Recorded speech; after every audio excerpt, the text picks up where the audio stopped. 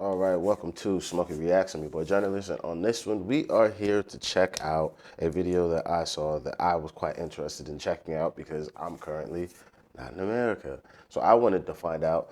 This video is called 3 American Myths I Don't Believe Anymore After Living in Europe/Spain. This comes from, was it Things Your Mom Should Have Told You is the name of the channel. Shout out to them for putting this together. I just wonder how much overlap there is in what they no longer believe and what I no longer believe now that I've left the country. So thank you guys very much for joining me. If you could, please hit that like, subscribe, Patreon's in the description, and let's get into this. Let's see what we're getting into today. The 3 American myths that I don't believe in anymore, because I live in Europe now. One of them might completely change how you see daily life in the US. I moved to Spain about 2 years ago. Now I realize that some of the things that we grew up believing in are unique to life in America. They're not universal truths. I'm going to share how Europe's lifestyle, daily habits, and social systems have changed my perspective. I want to share with you why the American way isn't the only way, and how embracing European habits. I'm so American, even though I've not lived there for so long now. That which is like the American way is not the only way. I'm just, the hell did she say? She's lying. She's right. She's totally right. But my body on a cellular level was just like, nope, nope. She said something wrong. Helped reduce my anxiety and my blood pressure. Also, I'll share how you can incorporate some of these ideas into your own life, no matter where you live. If you're curious about living abroad or just want to bring a little more balance into your life, like this video. I was a store leader at Tesla. I worked hard. I made good money and I had great health care. Being busy, it wasn't an art, it was survival. I felt successful. I paid off my credit cards each month. I owned a car that I loved driving, and I was able to buy a vacation home in Spain. My weekends, they did blur into the weekdays, and I always ate breakfast and lunch at my work desk. Every evening kind of dissolved into exhaustion, and the pace was relentless. I worked 70, 80-hour work weeks. This life, it was invigorating. I was living the American dream. 80-hour work weeks. This life, it was invigorating. There's a lot of, she's done a lot of detail work for audio because I feel like when she's saying this life is invigorating, she doesn't sound where it sounds like actually the audio is in reverse, saying that like that's burnout is what that sounds like in the background. This was relentless. I worked 70, 80-hour work weeks. This life, it was invigorating. I'm like, okay. And then also, since we're just going to speak on the audio, she does this like whistling sound with her S's, so her sibilance is a lot harsher to my ears because I'm an audio engineer. So I really just like, oh, it's like, oh, you hear this S, don't you? was living the American dream. And then 2 years ago, I was kicked off the treadmill. After years of watching my colleagues get laid off one by one, it was finally my turn. Elon loves to keep his operations ultra lean. If you're deemed not critical, you go. So I went to Spain. I was still wound up. I brought my habits, my mindset, and my myths with me. I'd arrive ready to do things, but the Spanish, they don't rush. The locals stroll, they don't walk. Why weren't they rushing? Didn't they have deadlines to meet? My heart told me to slow down, but the American in me wouldn't allow it. And then one day it just clicked. Slowing down, it wasn't easy. My first lunch with some Spanish friends, it really tested me. It was almost 3 hours long. The food arrived slowly. The conversation was slow as well. And then when dessert came, that wasn't the end. There was more conversation, and it was Sunday, so our lunch continued with a stroll through town. And once we were finally done, I was amazed because for the first time in many years, I felt full. Spain's pace of life insists that you take a rest. I learned to siesta. My days start early and they end late, and the midday break allows me to recharge. It makes it possible for me to be more productive. The myth of busyness equals value, it crumbled. My American lens saw time as something to fill, but Spain taught me that it's something to appreciate. It taught me that leisure, it wasn't laziness, it's living.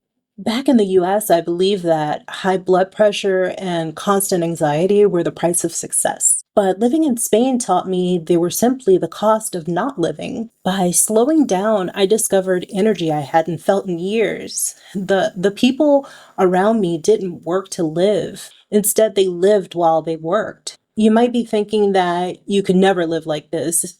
It's a choice. Start with one thing: longer lunches, maybe an afternoon nap, or a slow walk after dinner. You don't need a new country. Well, maybe you do. I don't know. Thinking back, I On the part of like busyness equals value, that for me as an American was never a thing, but that's also I think comes down to just the way that I was raised with my father. Like, buddy do what he want to do when he want to do it, and it don't matter where he work at. So I'm my daddy's son when it comes to that. So it doesn't really matter to me about that. However, the Americanness of I showed up to do something. And when I say we should go do something, or there's something I think we should do, I keep running into this brick wall of not everybody's trying to move at the expediency I'm trying to move at, and learning that at the place that I'm currently living at, that like, yo, it don't work like that here. And then also that type of personality to a lot of the creatives that I have to work with here is a very, we'll say, undesirable trait. So learning how to achieve what I feel like needs to happen in the time I think it should happen, while also being able to work with people that I know probably don't want to work in the way that I want to work, has been the struggle for me, because I just think that like we should just go. Like ram it. Go, go, go, go, go, go. But that's also because I've worked in the American commercial music industry and how they actually have to work.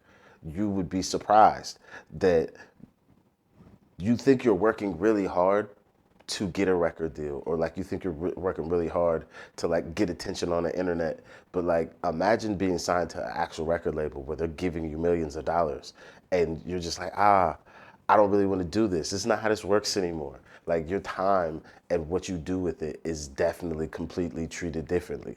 And even saying that to people here, they're just like, why are you always talking about money? And I'm just like, I'm not actually just trying to talk about the money aspects of these things, because I don't actually care. I'm actually quite poor trying to work with you motherfuckers. I'm 2 cents away from getting kicked out on my ass and not being able to afford a place to live. That's how much I believe in the people that I work with, or that I believe there's something special in this place that I live at currently. But do I also understand, and I'm not going to delude myself in believing or not believing that if this goes how I want, there's astronomical amounts of money on the other side of it. But am I doing it for that? No, but I'm not about to sit here and act like it's not like a possibility. And that's where I'm like, I don't think I do a good job of explaining that to them, because they're just like, oh, you always talk about money. And I'm just like, no, mate, like we're poor. We're really poor. But like if we do it the right way, or get close to doing it in the ways that I think are the correct ways, will there be money for us to be able to live a stable lifestyle, and then possibly to have more money than we could ever think of? You're goddamn right. And I'm not about to sit here and act like, oh, it's not, just because I want to be fucking some starved artist that wants to romanticize being broke. Because that shit is terrible. It's terrible. I don't know. I think that's, at least for that side of what she's saying, that's the parts that I definitely have had to kind of like come to grips with and let go of those part of the myths. You don't need a new country. Well, maybe you do. I don't know. Thinking back, I can't believe I used to have dinner at 6 p.m. Oh, and tip 20% minimum on meals. Tipping culture in general in the States is out of control, and I long accepted it as normal. But living in Europe has taught me that they aren't universal truths, they're cultural choices. Try and make a dinner reservation here. Try and make a dinner reservation before 8 p.m. If the restaurant is actually open, you're going to be dining alone. As the restaurant begins to fill, you're going to see the other patrons enjoying themselves, and they'll stay until as late as midnight. Meals here are really a way to connect. The people linger, they talk, and when it's time to pay, there's no need to stress over your third grade math. There isn't that hidden tax. Gratuities are a token of gratitude. The same can be said about healthcare and education, right? Hospital visits don't come with anxiety about the costs. Education isn't a death sentence. It's a stepping stone, and your freedom from gun violence is protected. I believed in a system that normalized stress, inequality, and fear, but there's an alternative. Society can prioritize people over profit. These aren't utopian ideals, they're choices. And adopting a European lens doesn't mean dismantling your life. Start small. You can question what you've accepted as normal.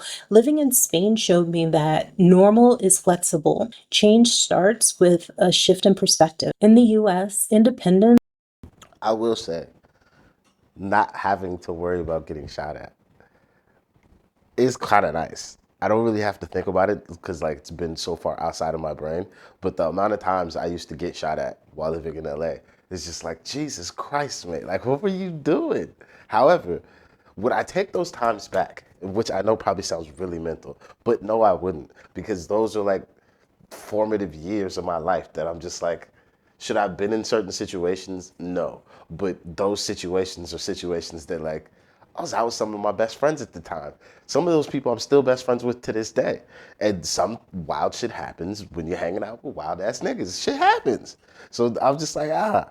But the overall like fear of like having to deal with police and not having to worry about them like ending up unaliving me or something like that. Or just like randomly going to a party. Like, ain't nobody about to shoot me. And then even like knife violence, like the knife violence that we hear about so much on the media or from the media, like you have to understand you're 6 times more likely to get stabbed in America than you are in any place in the UK. So like you're still even more dangerous to be able to get stabbed in America than you are the UK. But the way that they talk about it in the media is like, oh, like all this knife crime and stuff is just like, no, it's the over sensationalism in the media that makes these things seem like there's such a problem here when it comes to knife violence. Do we have a gun problem in America? You're fucking right, we do. But that's also because we don't make any barriers really to getting guns. We make it so free. And do I feel like that's a thing that still should be a thing? Sure. But should there be like mental health barriers and checks and shit like that? You're goddamn right. But having an adult conversation about this with people that don't want to be adults with this topic while we still see fucking abject gun violence happening. Like, was it fucking like Milwaukee or some shit like that? Or somewhere in Minnesota, some fucking kid just shot up another school, took out like 10 to 12 kids or some shit. It's like, man, like, we have a problem. But not having to worry about this problem has been kind of nice because I don't really think about that shit at all. Not at all. Reservations here, quite simple, quite normal. Tipping culture, it really depends. But like, I guess it's like it's still 10%, I guess. But I'm of the mind, especially because I come from like a service industry background. Like I was working in food or hospitality as they call it here. Because the first time told me that somebody told me they worked in hospitality here. I was just like, you work at a hotel or something? They're like, no, I work at a restaurant. I was like, y'all call that hospitality, which technically it is, but like I don't think we call that back home, or at least I'd never heard that term used. But all my jobs up until I went to music school, actually even after graduating from music school, were in hospitality. The only other job I ever had was due to me going to music school and then working in music. Everything before that was food services. So how I look at tipping in a restaurant, just because you come out today does not mean that I'm supposed to get a tip. There's an extra portion of my job I'm supposed to do to be able to justify getting this tip. That's how I believe tipping should work. However, I'm in a particular group of people. I know everybody doesn't view that my way, and I just say that, hey, that's just how I view it, and I'm happy to stand on that because no, I'd rather pay more for the food than be forced to have to tip for shit service just because you have a service job. And also, I don't believe that a person running a restaurant should be allowed to offer £2 or £2 or $2.30 to a server or person on staff and hope that the rest of that money that they're supposed to get paid hourly is made up in tips. That's criminal. I just don't think that's right. I don't even think you honestly should be able to open up a business at all in any industry if you can't pay a living wage for the city or state that you are trying to operate that business out of. That's how we should make people operate businesses, and that cost shouldn't be passed on to the actual consumer. It should be something that's held by the business, because if you want to run this, that's the cost of running your business. You don't get to pass off labor costs into the pricing of whatever product or service you want to give people. But again, I don't get to make the fucking rules. This is just how I see the world. This is why I choose to do what I do when it comes to tipping. You do good fucking service. You're actually a good waiter, waitress, server. Doesn't really fucking matter to me. You get fucking tipped. I'm happy to do so. You just work here. You're a dickhead the whole time you're serving me food. I'm not tipping you fucking nothing. I don't give a fuck what your fucking financial situation is, because that's not my job to take care of your financial situation, and you don't do a good job? That's ridiculous to me. That's ridiculous. But that's just me. That's me. Is a virtue. From the Declaration of a shift in perspective. In the US, independence is a virtue. From the Declaration of Independence to the American dream, we celebrate self-reliance. I took pride in doing things on my own, yet moving to Spain. Hold on. We celebrate self-reliance, but we don't get anything done in America without using other people or having the integration or working with other people. Self-reliance is also a myth that I believe I've like put down, because if you look at any successful business person or anything that you want to try and strive for after in life, nobody does anything by their fucking self. Self-reliance is fucking stupid. It's just a way for you to build up a wall to be like, I can fuck these people over because I'm doing it for me. And it's like, nah, you're actually a predator, and that's not good. Great self-reliance. I took pride in doing things on my own, yet moving to Spain revealed the shadow side of that independence. It's isolation. Spaniards don't seem independent by American standards. They lean on family, friends, their trusted community. At first, I saw it as needy, and then I noticed something. They're happier. There are often festivals and celebrations in Spain. There's music and there's laughter, and no one's checking their phones. Strangers and friends, they're mingling and enjoying the atmosphere together. In the US, I rarely knew my neighbors' names. Here, I lived next door to my neighbors for like 3, 4 years before I moved out. And you know that J. Cole song, I think my neighbors think I'm selling dope. I think they thought I was selling dope because I never left for work. And the first 2 years I lived there, I had enough money to not need a job. And then the last 2 years, I was working for the state of California from home. Never had to leave the house. So the whole time I'm there, I know, like, I don't even know their names. I think we spoke to them once or twice the entire time. Like, that was also something so strange to me, getting a house in Los Angeles versus when I was growing up in the South. Growing up in the South, I knew my neighbors. Growing up in LA, I didn't know who the fuck lived next door to me. Knowing your neighbors, at least like when I had a house, I had no idea who those people were, and they didn't know who I was. And I swear, like, cause I'd leave the house to like go to the store and get food, like 11 o'clock at night. I'd go do something at like 2:30, 3 o'clock in the morning, but then my car would be back in the fucking driveway at like 5 o'clock in the morning or some shit. And I know they're all leaving for work, but my car's still there. Like, this is ridiculous. This is ridiculous. I'm an other. In the US, I rarely knew my neighbors' names. Here, I'm an expat and I'm a part of the community. Here, I don't like that term. I don't like that term.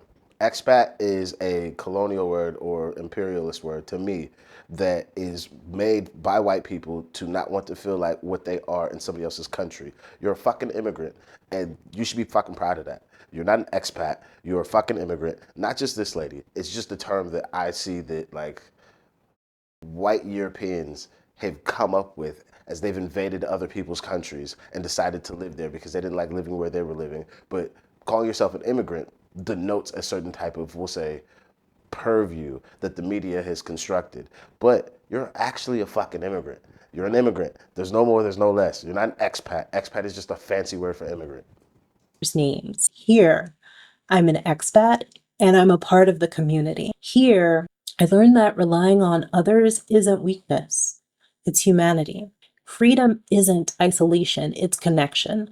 Living in Spain reminded me that we thrive together. Independence isn't about doing everything yourself, it's about having the freedom to choose interdependence. You can experience this too.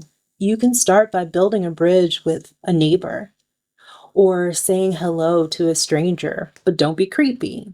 Independence is powerful, but connection is transformative. My American life has changed since moving to Europe. Living in Spain has showed me alternatives to the lifestyle I was accustomed to. The pace of life here healed my anxiety. The societal norms here redefined my priority, and the connections here showed me what it means to truly belong. I would say the community aspect of what I've really gotten from my time here in Scotland has really changed. Not already kind of how I was, because I wanted to have, we'll say, like a group of people that I make, like will storm the world together, like a collective of folks that I get to like do things with. That was like always something that I had always been trying to do, even with like my first record label. But there's this TV show called Still Game, and it's about the Scottish lifestyle. And there's this guy named Jack and this guy named Victor. They're like best pals. But it's like during the winter, and they're not the richest cunts, but they both go grocery shopping like independently of each other. And one of them buys something. He's like, "Oh man, I got this."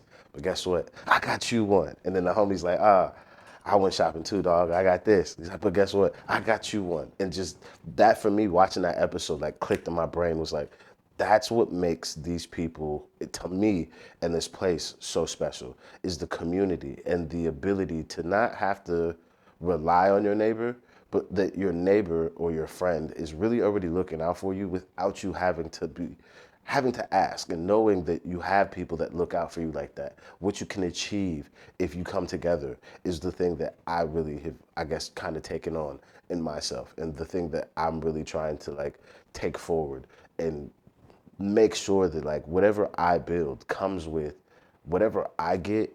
I make sure I get for me and my people. And if you're not trying to be a part of that, I actually consider you a predator. Like, I don't do business, I don't do music with people that are trying to take from me before there's anything to be taken, because you're a fucking predator and you think that you deserve to eat or make money before any of us are able to make money. Like, I know that people need to get paid for the services and the work that they do in the music that we make. But if you think that as a producer, an engineer, you deserve to get paid for producing or doing that work, then that means that you actually devalue me as a vocalist and as a songwriter and as a performer. So now you don't value what I bring to the song, but you want me to value what you bring to the song. And then you know when you decide to work with me, I'm not making enough money off of streaming or fucking even YouTube videos to make back. We'll say, let's say I pay 80 quid for a beat and then another 100 for a mix. That's $180 or 180 pounds I have to pay before I even make a fucking penny. And then you see my streaming numbers on Spotify or something. I'll never make that money back. I'm not making that money back from Bandcamp. I'm not making that money back from fucking YouTube. Like, how do you think it's okay to ask for that from somebody that you know isn't going to get that, but you tell me you want to work with me so we can go make that kind of money? Like, you're a fucking predator. I don't like it. I don't like it. It's totally terrible to me, and I don't feel like that's the way I want to make music, because how I want to make music is in a very holistic and like communicative way. So yeah, that's just the things that I've learned. And shout out to the things your mom should have told you. This was actually kind of a good video for me, because it kind of let me see what I've seen in the world change, excuse me, for myself. And then also kind of how the American ethos really builds us up. And then you leave America for just like 2 seconds and you realize that, like, yo, the world's bigger than this. I don't have to live like this. I don't have to do these certain things. But it's also nice to see that her experience in Spain is quite similar to my experience here. But that's pretty much it for me. That's everything I have to say on this. Thank you guys for joining me. If anybody does watch this, I do appreciate it. Please go sub to Things Your Mom Should Have Told You, because they might have better videos, but I do like to make sure that people go return to the source of whatever video I'm reacting to, especially if I find any value in it or what the person was saying. And I did and I do, so please go sub to them if they make the kind of content you find to be interesting. All right, that's it for me on this one. I'll see you on the next one. I'm out of here. Peace.